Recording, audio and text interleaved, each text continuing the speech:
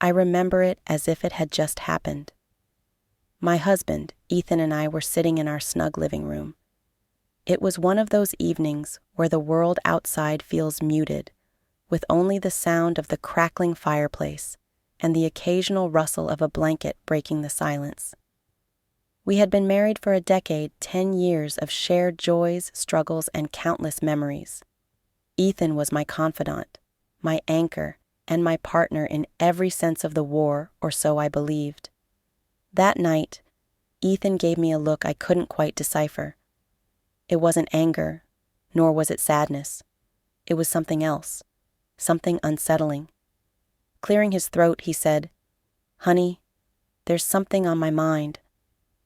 Instinctively, I braced myself for the usual topics: finances, work stress, or maybe even the surprise of a planned getaway, wishful thinking on my part. But what came next left me reeling. "What would you think about spending time with someone else?" His voice was calm, but his eyes refused to meet mine. I laughed nervously, waiting for the punchline. "Spending time? Like with friends?" I asked, hoping for clarification. "No," he replied firmly, finally locking eyes with me. "I mean, what if you connected with another man just for one night?" For a moment, I thought I had misunderstood him. This was Ethan, the same man who had once bristled when a waiter lingered too long while taking my order. And now he was suggesting what exactly? My face grew hot. "What are you even talking about?" I asked, my voice sharper than I intended. Ethan leaned forward, his tone gentle but unwavering. "It's something I've been reading about. Couples do it to bring excitement back into their relationship." Excitement? My stomach twisted. Was he bored? Did he think I wasn't enough anymore? And then, as if that wasn't shocking enough, he added, "There's someone I had in mind. His name's Liam. We work out at the same gym, and I think he'd be perfect." I stared at him, dumbfounded. Ethan had already thought this through. He even had someone picked out. Liam, a man I had only seen in passing.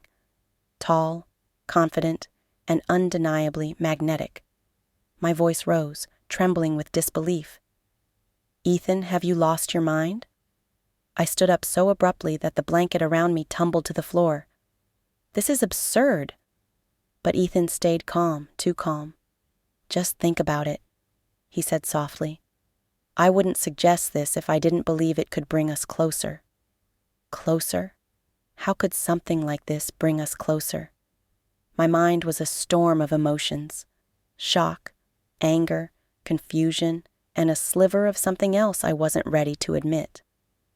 That night, I lay awake, staring at the ceiling, Ethan's words replaying over and over. Was this the beginning of the end of our marriage? Or was there a side to this I couldn't yet see? Days passed, and though Ethan didn't bring it up again, his suggestion lingered like an unwelcome shadow. Just when I thought I had managed to suppress it, Liam came into our lives in a way I hadn't anticipated.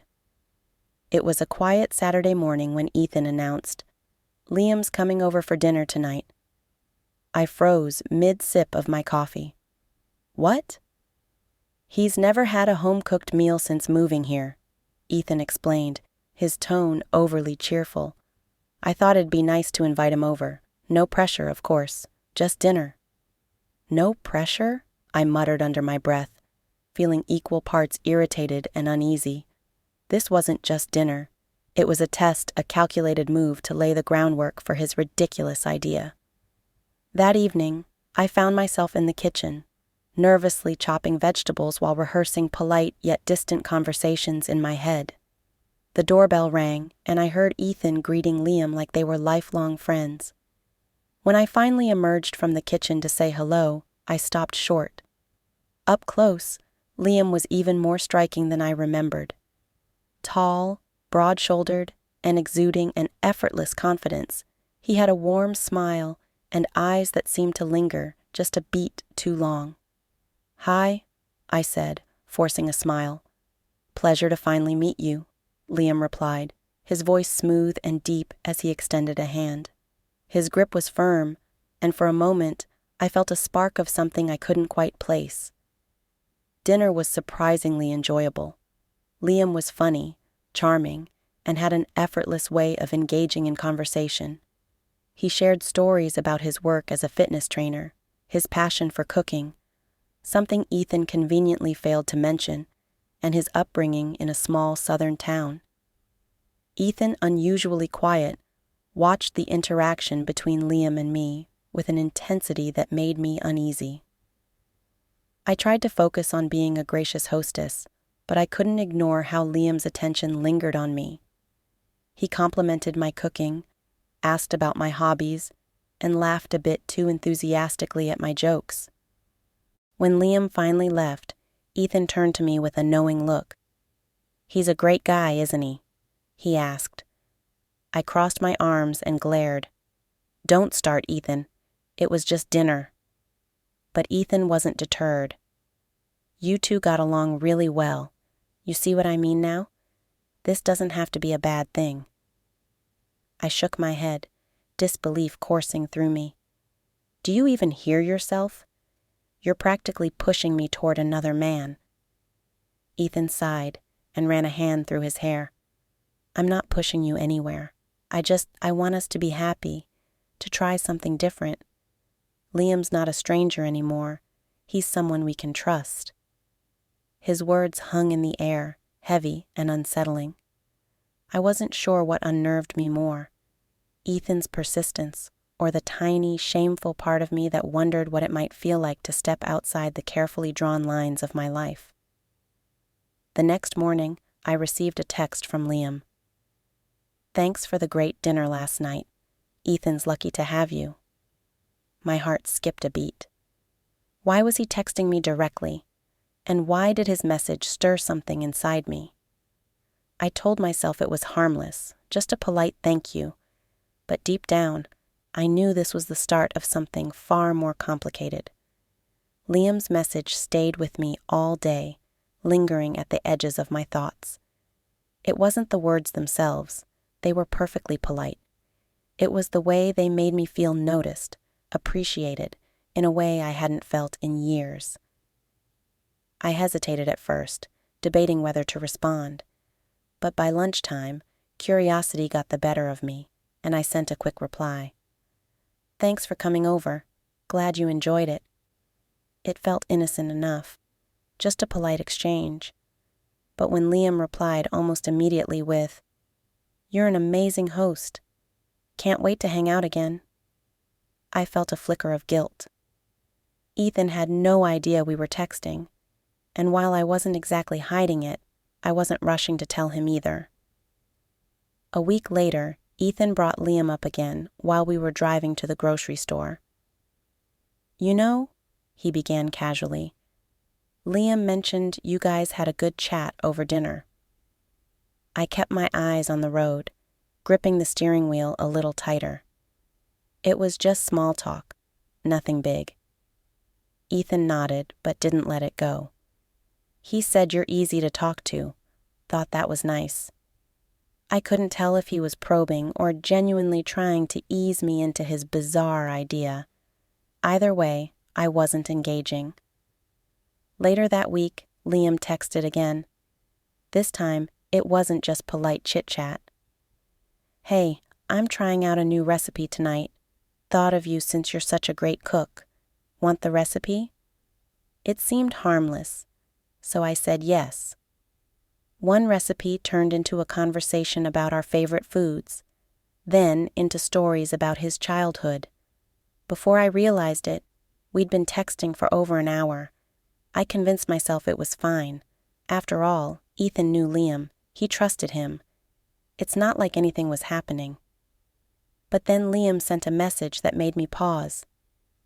"Wish I could have a cook like you around all the time." I stared at the screen, unsure how to respond. Was he flirting? Or was I overthinking it? The real shock came a few days later. Ethan came home and handed me his phone. Liam said he wants to invite us over for dinner this weekend, he announced, grinning. I read Liam's message. It was friendly, straightforward, nothing unusual. But knowing the private conversations we'd been having, I felt a pang of guilt. Do you want to go? Ethan asked. I hesitated, unsure. If I declined, it might raise questions. If I agreed, I wasn't sure how I'd handle being around Liam with Ethan there. Sure, I said finally, forcing a smile. Why not? That Saturday, we arrived at Liam's apartment. It was sleek and modern, with large windows letting in the evening light.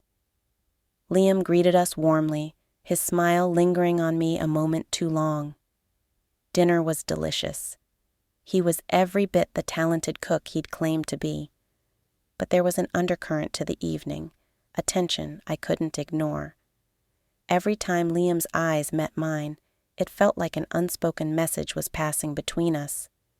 Ethan, oblivious as ever, seemed to enjoy himself. He even joked, "You two should team up and open a restaurant. You'd make a great team." Liam raised his glass, his eyes locking onto mine. I'd like that, he said. The words were innocent enough, but the way he said them sent a shiver down my spine. That night stayed with me long after we left. The way Liam looked at me, the subtle charge in his words, felt like a current beneath the surface. Ethan, however, seemed completely unfazed. On the drive home, he gushed about Liam's cooking and said, "He's a great guy, and he clearly likes you." I almost choked on my breath. What's that supposed to mean? Ethan laughed, a casual, almost dismissive sound. Just that you two get along really well? Isn't that a good thing? I didn't answer, staring out the window instead. Part of me wanted to scream at him for being so naive, or was he?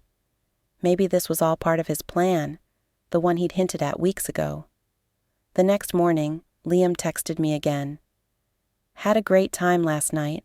You looked stunning, by the way.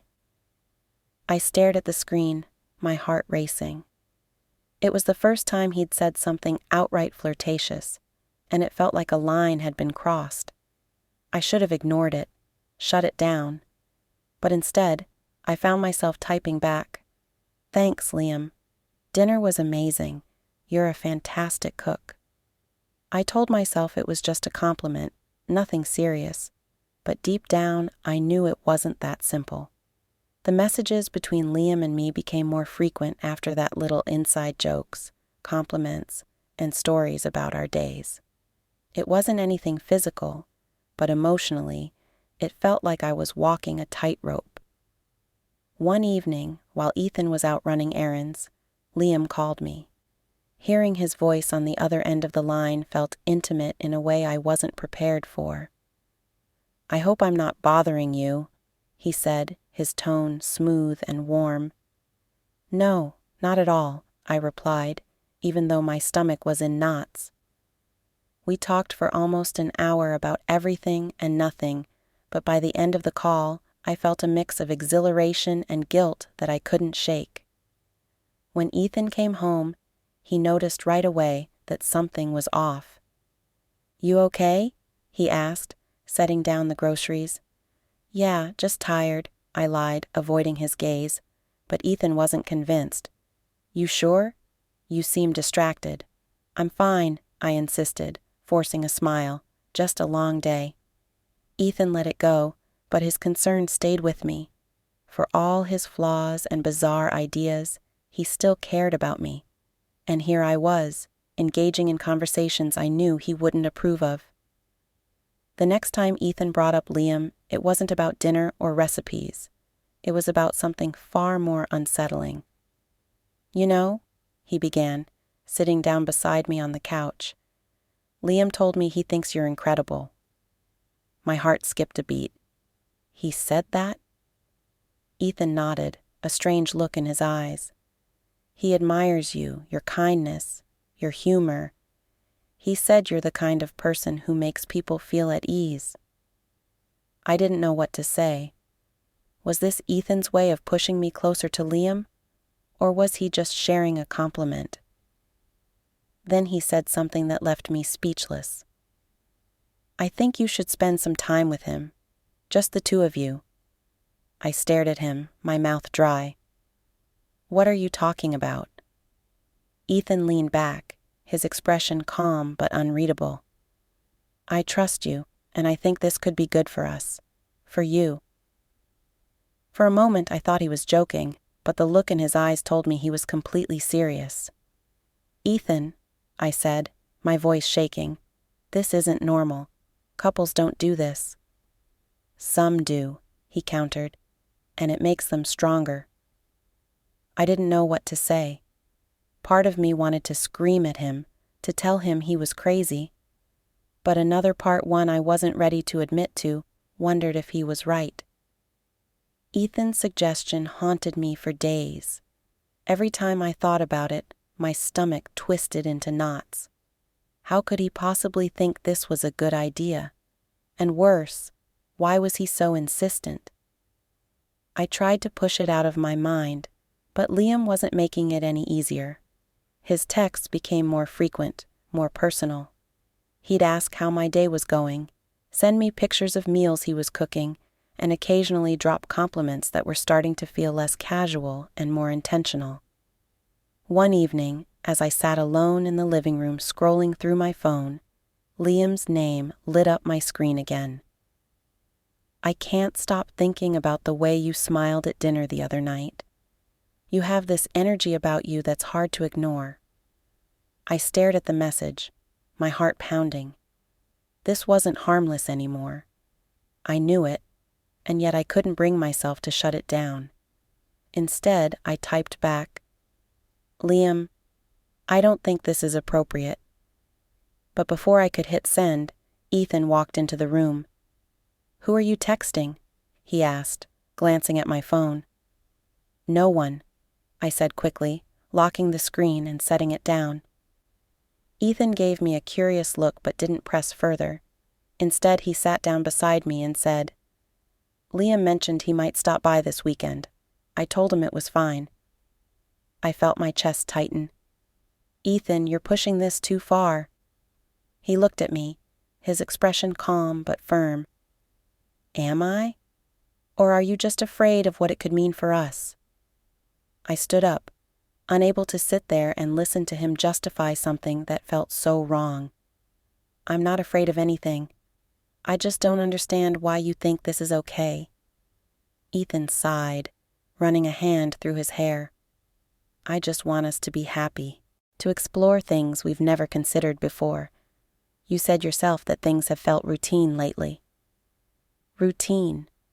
Sure, life had its ups and downs, but that didn't mean I wanted to blow up my marriage for some misguided experiment. The tension between us lingered for days, and by the time the weekend rolled around, I felt like I was on the edge of a cliff, teetering between loyalty and temptation. When Liam showed up that Saturday, I was a bundle of nerves. He greeted Ethan warmly, but when he looked at me, his smile was different, softer, more knowing. As the evening went on, Ethan seemed determined to make things comfortable. He encouraged Liam and me to sit together on the couch while he busied himself in the kitchen. At one point, Liam leaned in and said, "You seem tense. Are you okay?" I forced a smile, nodding. "I'm fine." But I wasn't fine. I was trapped in a situation that felt increasingly impossible to navigate. When Ethan finally rejoined us, he had a bottle of wine in hand. "Let's make a toast," he said, pouring glasses for all three of us. "To new experiences," he said, raising his glass. Liam's eyes flickered toward me as he clinked his glass against mine. To new experiences. The rest of the evening was a blur. Ethan seemed relaxed, almost unnervingly so, while Liam, I felt like I was suffocating. By the time Liam left, I was emotionally drained. That night, as I lay in bed beside Ethan, I couldn't hold it in any longer. "Why are you doing this?" I whispered, my voice breaking. Ethan turned to me, his expression soft. Because I love you, and I think this could bring us closer. Closer? The word echoed in my mind as tears filled my eyes. How could something that felt so wrong possibly bring us closer? I barely slept that night, my mind racing with everything that had happened. Ethan's words played on a loop in my head. I love you, and I think this could bring us closer. Closer to what? To disaster? The next morning, I woke up feeling like I was drowning. Ethan acted as if nothing was wrong, making coffee and chatting about his plans for the day while I sat at the kitchen table in a fog. And then, as if on cue, Liam texted, "Good morning, beautiful. I hope today brings you as much joy as you bring others." I stared at the message, my stomach twisting into knots. This was too much, too far. I had to end this, whatever this even was. I typed back, "Liam, we need to talk." He replied instantly, "Of course." When and where? After a moment of hesitation, I sent, "Today. Somewhere public. Coffee shop." We agreed to meet that afternoon at a small cafe on the edge of town. I didn't tell Ethan. I didn't even know how to explain it to him without making things worse. When I arrived, Liam was already there, waiting at a table by the window. He stood when he saw me, his smile warm and inviting. "Thanks for meeting me," he said as I sat down. I nodded, taking a deep breath. "Liam, I think we need to clear the air."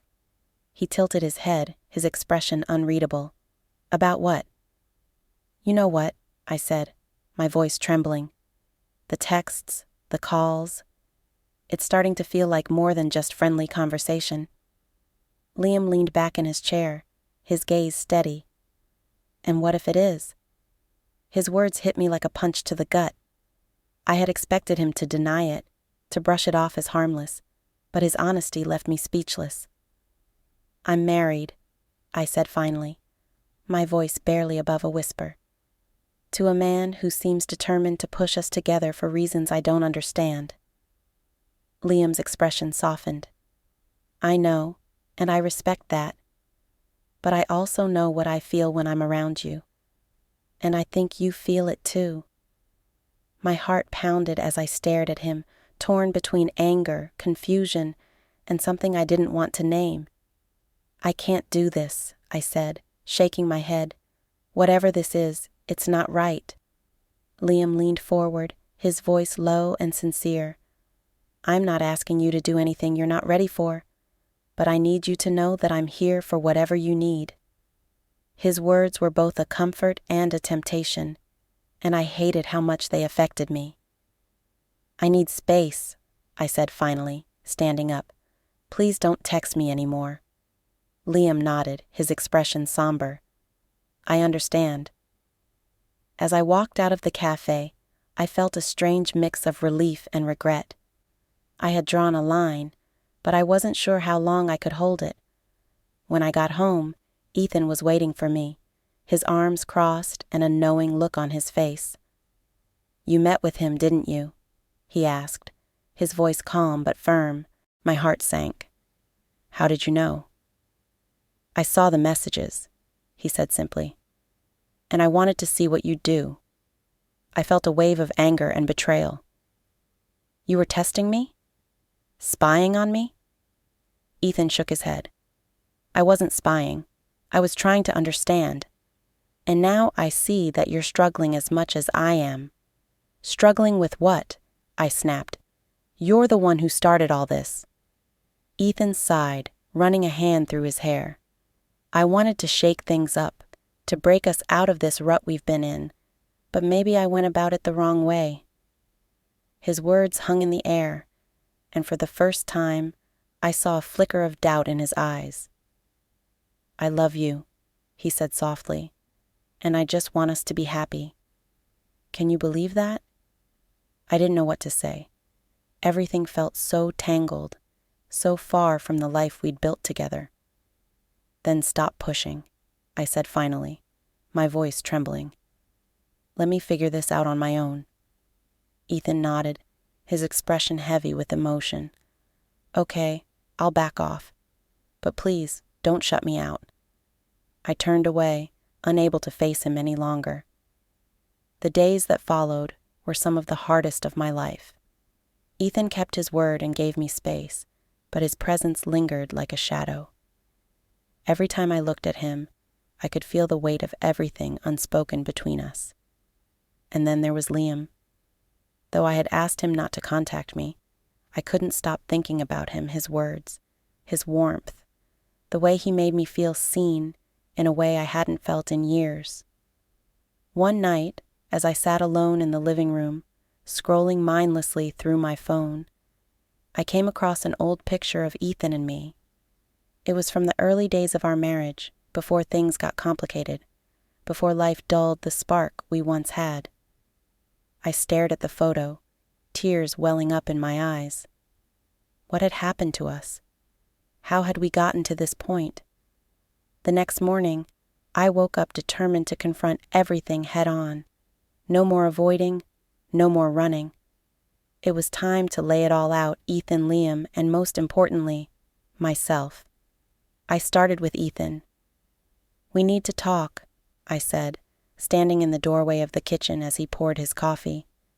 He looked up, his eyes filled with a mix of hope and apprehension. Okay, I'm listening. I took a deep breath, my hands trembling.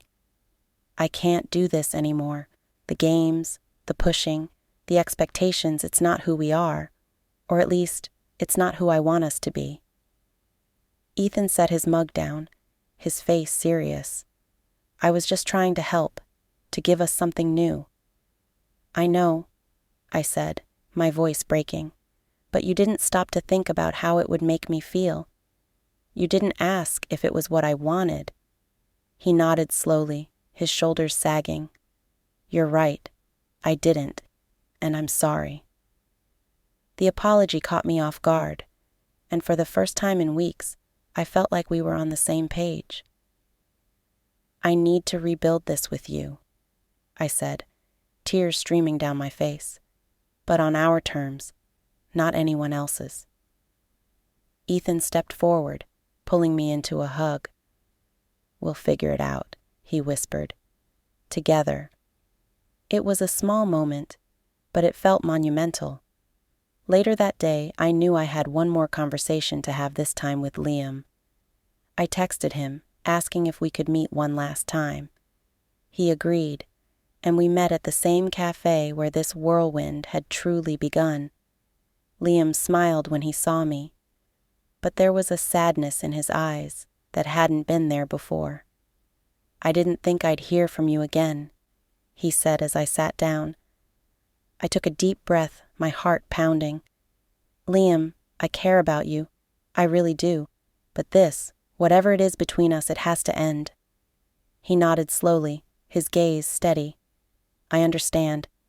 But can I ask you something? Of course, I said. Do you think you would have felt the same way if things were different?